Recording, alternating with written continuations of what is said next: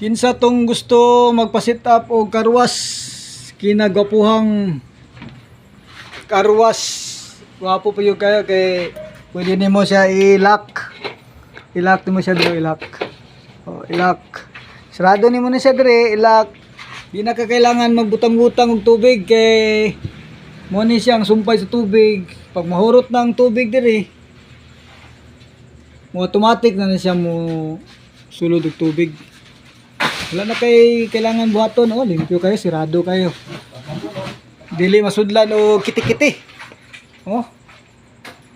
Oh, apo kay pagka-sit up eh.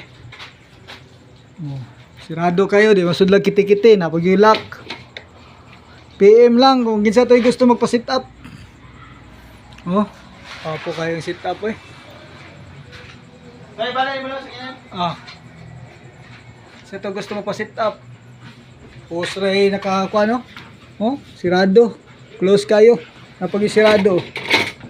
Sirado pag inin mo. PM lang.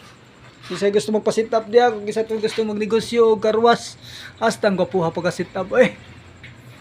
Oh.